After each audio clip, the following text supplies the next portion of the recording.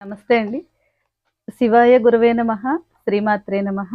ఈరోజు అరుణాచలలోని అరుణాచలేశ్వరుని యొక్క మహత్యం గురించి, ఎంతోమంది సిద్ధులు, యోగులు వారు పొందినటువంటి అనుభవాల్లోని ఒక అనుభవం గురించి, తర్వాత ఆ అరుణాచలేశ్వరుడే నాకు ఈ నామాలని ఇక్కడికి వచ్చిన వారు ఈ నామాలని చదివినట్లయితే నేను చాలా బాగా సంతోషిస్తాను అని చెప్పారటండి. అవి ఏం నామాలు చెప్పుకోవాలి అనే దాని గురించి ఈరోజు తెలుసుకుందామండి. అరుణాచలంలో అరుణ అచలం అంటే ఎర్రటి కొండ అని అర్థమండి. ఆ అరుణాచలేశ్వరుడే కొండ రూపంలో ఉన్నాడని మనకి పురాణాలు తెలియజేస్తున్నాయండి. ఈ అరుణాచల శివ అని రోజు ఒక్కసారి అనుకుంటేనే మోక్షాన్ని కలిగించేటటువంటి గొప్ప బోళాశంకరుడు అండి. ఈ అరుణాచలంలో జరిగినటువంటి ఒక సంఘటన గురించి ఈరోజు మనం తెలుసుకుందాం. కావ్యకంఠ గణపతి అని ఒక ముని ఉండేవారటండి. ఆయన వాళ్ళ తమ్ముణ్ణి తీసుకుని ఒకరోజు అరుణాచలానికి వెళ్ళారటండి. ఆ రోజు ఏకాదశి తిథి అట. అయితే ఆ తమ్ముడికి బాగా ఆకలేస్తుందట. అయితే నాకు బాగా ఆకలేస్తుంది అన్నయ్య అంటే, ఈరోజు ఏకాదశి కదా! సహజంగా ఏకాదశి తిథి రోజు ఏ ఆశ్రమాలలోనూ కూడా భోజనం ఉండదండి. ఏకాదశి అంటే రోజంతా ఉపవాసం ఉండడం జరుగుతుంది. అనుకోని ఆయన దగ్గర కొన్ని డబ్బులుంటే ఇచ్చి అరటిపండ్లు కొనుక్కొని తినమని ఇచ్చారటండి. అతను డజన్ అరటిపండ్లు కొని తిన్నాడట. కానీ పావుగంటకే నాకు జఠరాగ్ని చాలా ఎక్కువగా ఉంది. నాకు బాగా ఆకలేస్తుంది. నాకివి సరిపోలేదని అడిగాడట. సరేనని తమ్ముడి యొక్క ఆకలి తీర్చడానికి ఈ కావ్యకంఠ గణపతి మహాముని తమ్ముడిని తీసుకొని ఆ ఊరిలో భిక్షాటన కోసమని బయలుదేరాడటండి. బయలుదేరి ఎవ్వరి ఇంట్లో అడిగినా ఈరోజు ఏకాదశి కదా అండి అని కొంతమందేమో ఇప్పుడే భోంచేసేసాం కదా, అయ్యో కొంచెం కూడా అన్నం లేదని అలా చెప్పారటండి. అయితే ఈ కావ్యకంఠ గణపతి అనుకున్నారట మనసులో, కలియుగ ప్రభావం కదా, కనీసం ఒక్క మనిషికి వచ్చేటటువంటి అన్నం కూడా లేకుండా ఉంటుందా అని బాధపడుతూ సాయంత్రం వరకు భిక్షాటన చేస్తూనే ఉన్నారటండి. కానీ వారికి కొంచెం కూడా అన్నం దొరకలేదట.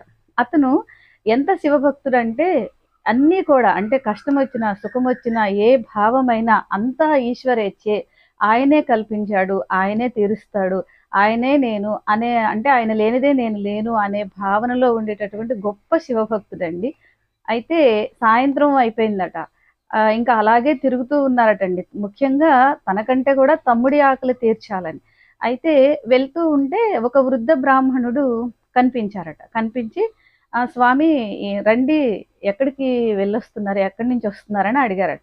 అయ్యా ఇలా మాకు పొద్దున్నుంచి భిక్షాటన చేస్తున్నాము, మా తమ్ముడికి బాగా ఆకలిగా ఉంది అంటే, తప్పకుండా స్వామి ఎవరొస్తారా అని నేను ఈరోజు ఎదురు చూస్తున్నాను. ఎందుకంటే మా ఆవిడ ప్రతి ఏకాదశి రోజు కూడా ఉదయం నుండి ఉపవాసం ఉండి సాయంత్రం పూట ఇద్దరు బ్రాహ్మణులకి భోజనం పెట్టి తను భోంచేస్తుంది. సహజంగా ఏకాదశి ఉండేవారు ఆ రోజంతా ఉండి మర్నాడు భోంచేస్తారు. కానీ మా ఆవిడ ఇలా చేస్తుంది, రండి తప్పకుండా మీకు నేను భోజనం పెట్టిస్తాను అని లోపలికి తీసుకువెళ్ళి వాళ్ళిద్దరిని భార్యకి చెప్పాడట.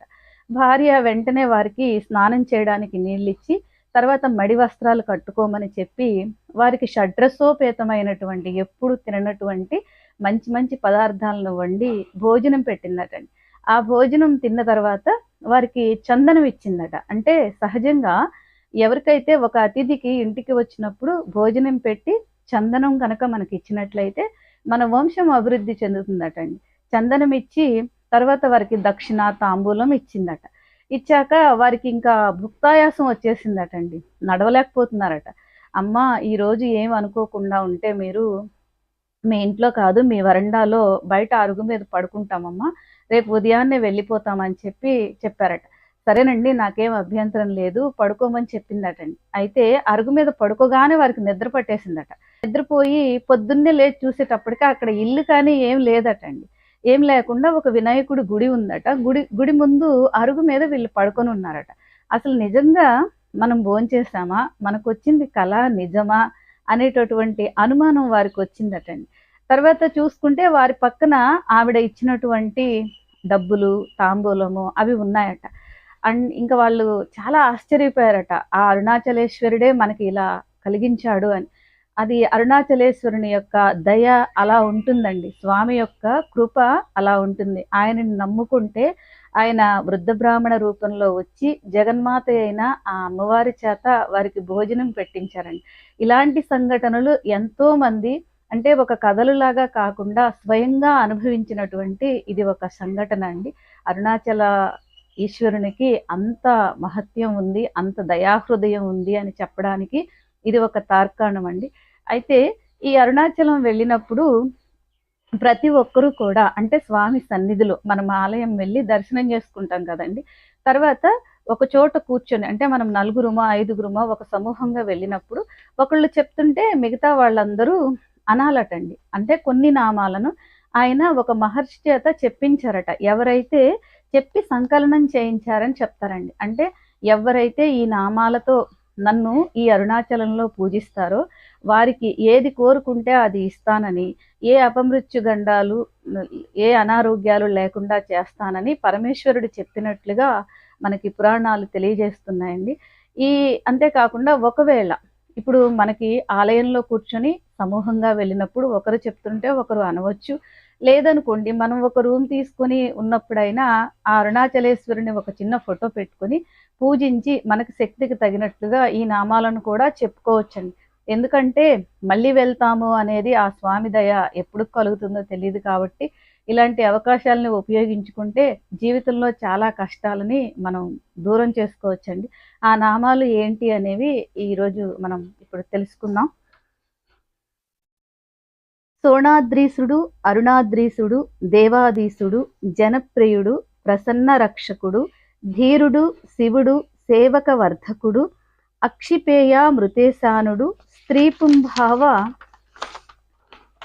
ప్రదాయకుడు, భక్త విజ్ఞాప్తి సంధాత, దీనబంధ విమోచకుడు, ముఖరాంఘ్రిపతి, శ్రీమంతుడు, మృగమధీశ్వరుడు, భక్త ప్రేక్షణ కృత్ సాక్షి, భక్తదోష నివర్తకుడు, జ్ఞాన సంబంధ నాథుడు, శ్రీహాలాహల సుందరుడు, కహనైశ్వర్యదాత, సత్య సర్వాఘనాశకుడు, వ్యత్యస్త నృత్య భుజదృక్ సకాంతి, నటేశ్వరుడు, సామప్రియుడు, కలిధ్వంసి, వేదమూర్తి, నిరంజనుడు, జగన్నాథుడు, మహాదేవుడు, త్రినేత్రుడు, త్రిపురాంతకుడు, భక్తాపరాధ శోధుడు, యోగీశుడు, భోగనాయకుడు, బాలమూర్తి, క్షమారూపి, ధర్మరక్షకుడు, వృషధ్వజుడు, హరుడు, గిరీశ్వరుడు, భర్గుడు, చంద్రశేఖరావతంసకుడు, స్మరాంతకుడు, అంధకరిపుడు, సిద్ధరాజు,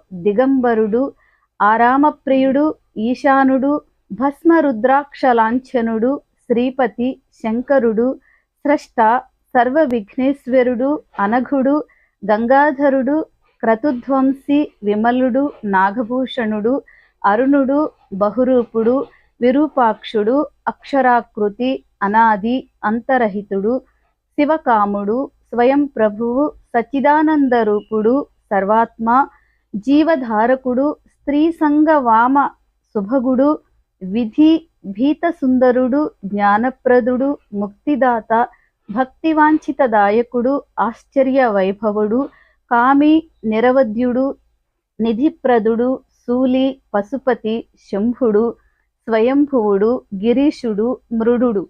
ఎవరైతే ఈ అరుణాచలం వచ్చి ఈ నామాలని పలుకుతూ స్వామిని అర్చిస్తారో వారు కోరుకున్నటువంటి ఏ కోరికలైనా నెరవేరుతాయని పరమేశ్వరుడే స్వయంగా తెలియజేశాడండి. సర్వేజన సుఖినో భవంతు.